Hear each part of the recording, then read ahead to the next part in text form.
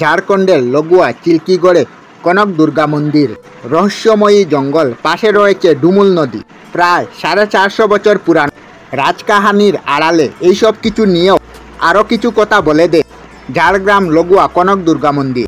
সাধারণত উড়িষ্যা অনার্য মন্দির শৈলীতে নির্মিত প্রাচীন এই মন্দির প্রকৃতপক্ষে একটি বিষ্ণু মন্দির। ভারতের মন্দির শৈলী এবং উড়িষ্যার স্থাপত্যের ভিত্তিতে ভালোভাবে লক্ষ্য করলে দেখা যায় এই প্রাচীন বৈব্য মন্দিরের মাথায় বিষ্ণুর সুদর্শন চক্র ও ধ্বজা বিদ্যমান। এই শিল্পরীতি ভগবান বিষ্ণু ও শ্রীকৃষ্ণের মন্দিরে দেখা যায়। তবুও এই মন্দিরের অধিষ্ঠাত্রী দেবী কনক দুর্গা। প্রাচীনকালে কোনো এক সময়ে এই মন্দিরে প্রবল এক বজ্রপাত হয়, যার ফলে মন্দির সম্পূর্ণভাবে দ্বিখণ্ডিত হয়ে যায় এবং তার পাশে নবনির্মিত কনক দুর্গা মন্দির স্থাপিত হয়। কথিত আছে উড়িষ্যার ব্রাহ্মণ রাজা রাজত্ব ছিল এই এলাকায়। সামন্তরা ছিল সেনাপতি। রাজার কোনো সন্তান ছিল না।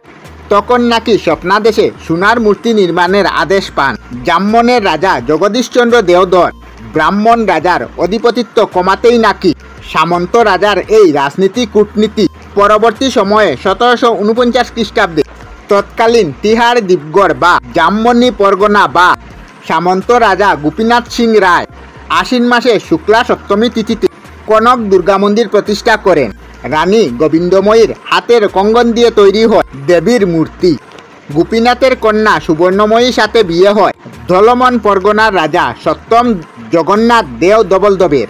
পরে তার জ্যেষ্ঠ পুত্র কমলাকান্ত দেও দবলগড় চিল্কিগড়ের রাজা হন।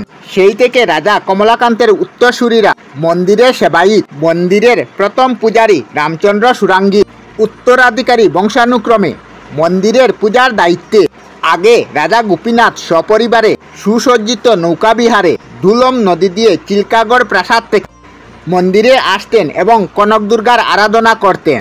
দুর্গাপূজা শুরুর গল্প এটাই। আর সেই থেকে দুর্গাপূজার শুরুতে দুলুম নদী থেকে জল আসে। সারারাত মন্দিরের বাইরে বেলগাছের নিচে থাকে ঘট। সপ্তমী সকালে তুলসী জল দিয়ে ঘট শুদ্ধ করে ওম আরতির পর গৃহপ্রবেশ করানো হয়। চিল্কাগড় রাজারা কালিকা পুরাণ ও তন্ত্রপুরাণ মতে দেবীর পূজা করতেন। প্রতি অমাবস্যা তিথিতে মায়ের কাছে দেওয়া হতো নরবলি। রাজার আদেশে রাজশত্রু ও বন্দীদের নিয়ে আনা হতো এই মায়ের সামনে এবং খড়গের আঘাতে অপরাধীকে দেওয়া হতো বলি। এই মন্দিরে নরবলির ইতিহাস বহু বছর স্থায়ী ছিল। পরবর্তীকালে ইংরাজরা চিল্কাগড় দখল করলে এই নরবলির প্রথা বন্ধ হয়, কিন্তু এখনও নবমীতে মা দুর্গার সামনে পাটা বলি দেওয়া হয়। অষ্টমী তিথিতে মন্দির সংলগ্ন গভীর জঙ্গলে আজও হয় শাহী পূজা।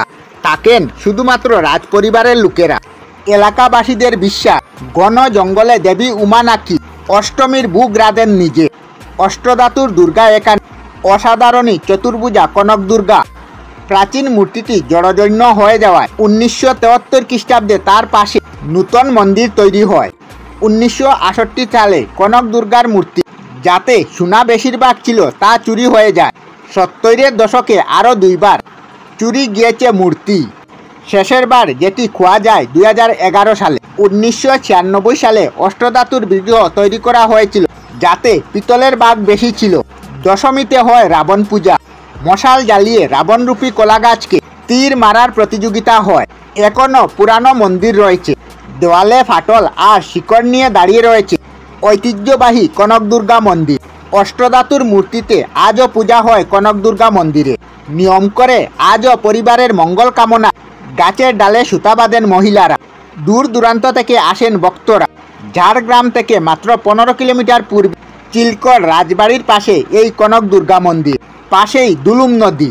চারিদিকে গা চমচমানো ঘন জঙ্গলের সাথে জড়িয়ে রয়েছে 450 বছরের ইতিহাস।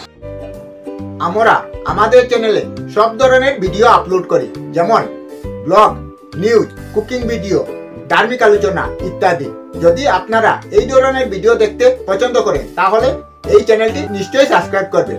আমি আপনাদের সাথে বিদায়ক না, আজকের মতো বিদায় নিলাম। আর ভিডিওটি ভালো লাগে লাইক, শেয়ার ও কমেন্ট করবেন। ভিডিওটি সম্পূর্ণ দেখার জন্য অশেষ ধন্যবাদ।